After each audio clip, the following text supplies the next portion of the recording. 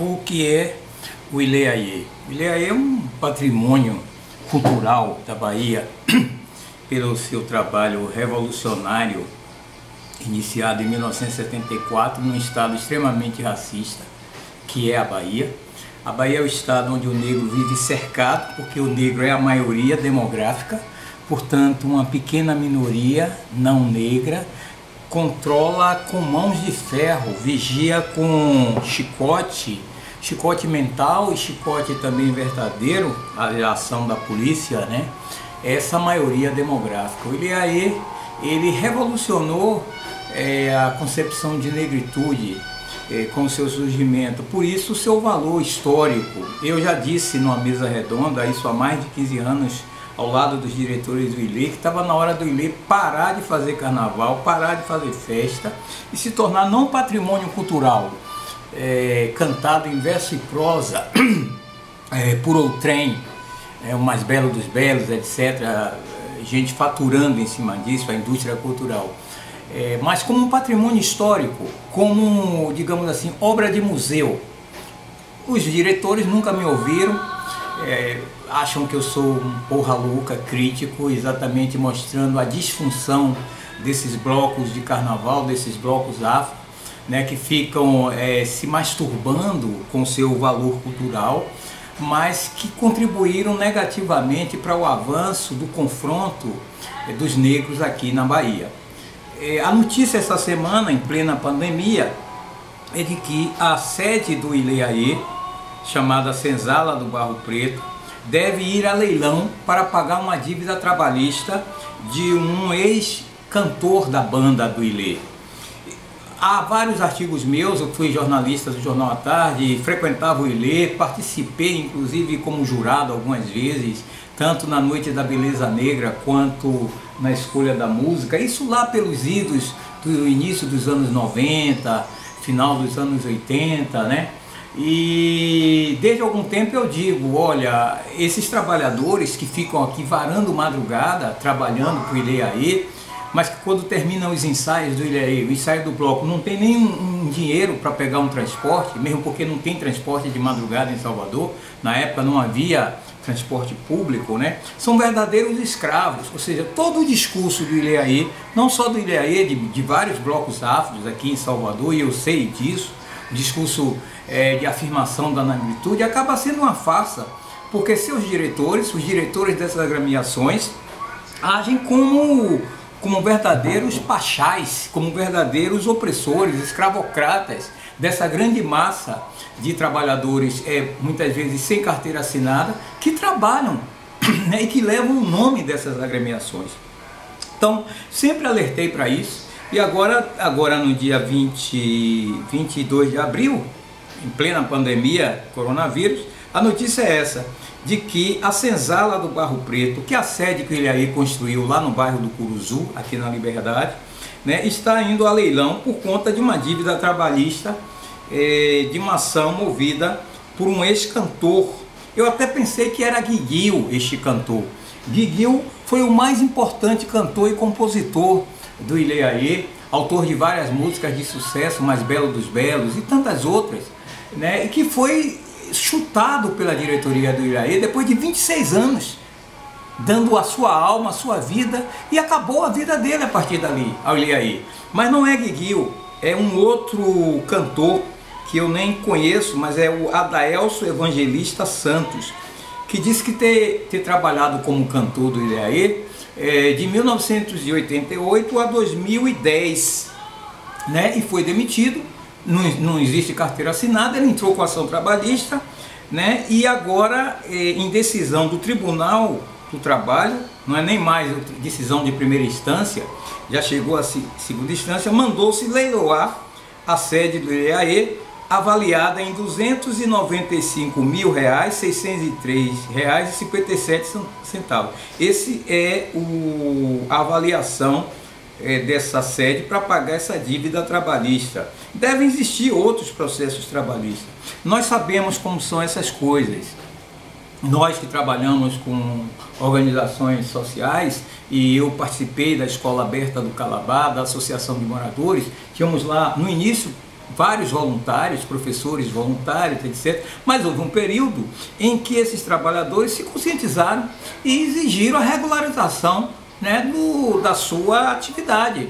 Então nós tivemos lá, nós enfrentamos isso lá na comunidade do Calabar, na Escola Aberta do Calabar, na Associação de Moradores do Calabar, né, quando alguns professores ou então merendeiras começaram a ir à Justiça do Trabalho e nós tivemos que mobilizar recursos para pagar esses direitos deles.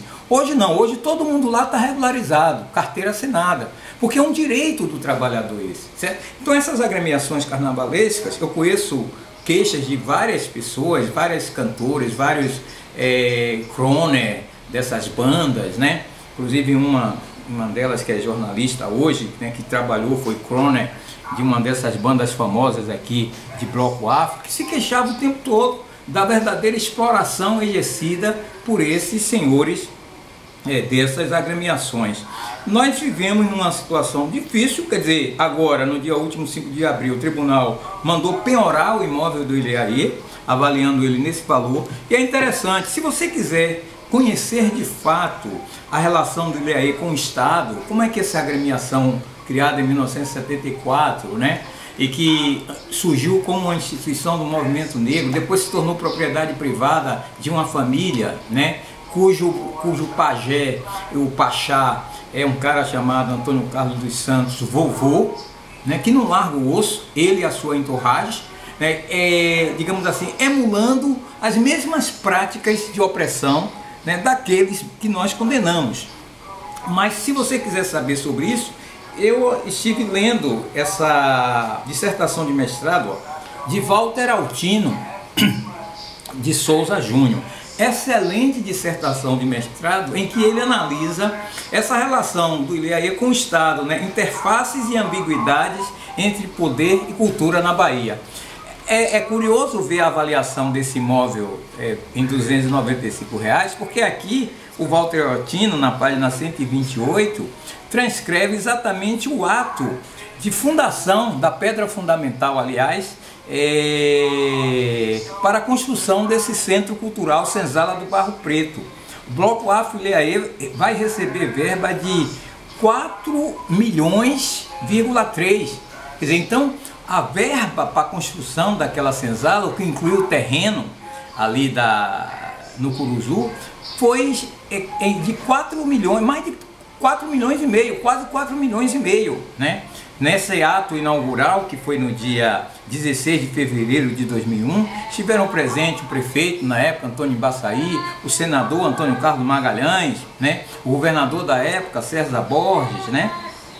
Só a aquisição do terreno para edificação custou, numa área total de 1,1 metros quadrados, o valor pago para isso contou com o apoio da Fundação Odebrecht e Bahia Tours. Odebrecht, que com interesses na África, desde o início dos anos 90, foi a primeira instituição que investiu no Ileaê, levou o Ileaê para Angola. Isso em 1991, quando começou a abertura lá para a eleição